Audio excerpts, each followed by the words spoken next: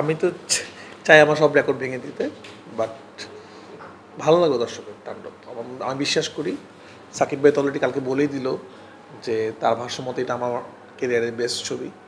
এবং এই কথাটা আরও অনেকেই বলেছে আমাকে। তো জানি না, দর্শক আসলে সব বিচার করার মানে দর্শক কালকে দেখুক। আমি চেষ্টা করেছি আমার সাধ্য মতো ভালো ছবি বানানোর জন্য, বাকিটা দর্শক করুক।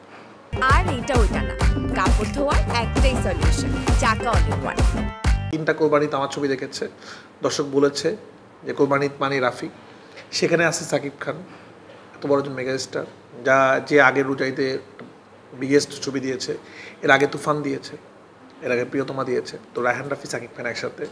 তো এই ম্যাজিকটা দেখবে দর্শক, সাথে জয়া আহসান, সাথে সাবিলা নূরকে প্রথমবার বড় পর্দা দেখার তো ম্যাজিক আছে। সাথে আমরা নতুন এমন কিছু নিয়ে এসেছি যা আমরা আপনাকে বলতে পারছি না, কালকে সকালবেলা সবাই জানতে পারবে। এমন কিছু দেখবেন, বাংলা চলচ্চিত্র নতুন কিছু আসবে, সেই চমকটা দেখার জন্য আপনারা সিনেমা দেখবেন। এইটা সিনেমা হলে না দেখলে দর্শক মিস করবে। এটা যারা সিনেমা হলে দেখবে, ফার্স্ট ডে ফার্স্ট শো কালকে অলরেডি আমি দেখছি, টিকিট ডান, অনেক ম্যাক্সিমাম দর্শক টিকিট কেটে ফেলেছে কালকে। তো ফার্স্ট ডে ফার্স্ট শো যারা দেখবে তারা বুঝবে এটা অন্য এক্সপিরিয়েন্স সিনেমা হলে। বিশ্বাস করেন, এটা আমি আমার সিনেমা হল বলছি না, আমরা এমনভাবে বানানোর চেষ্টা করেছি তাণ্ডব একটা নতুন এক্সপিরিয়েন্স হবে বাংলা সিনেমা হলের অডিয়েন্সের জন্য, এবং কমার্শিয়াল সিনেমার একটা নতুন ভাষা তৈরি হবে তাণ্ডবে। মানে আমরা তো কমার্শিয়াল সিনেমা একটা ফরম্যাটে বানানোর চেষ্টা করি, যে এরকম গান থাকবে, এরকম ফাইট থাকবে।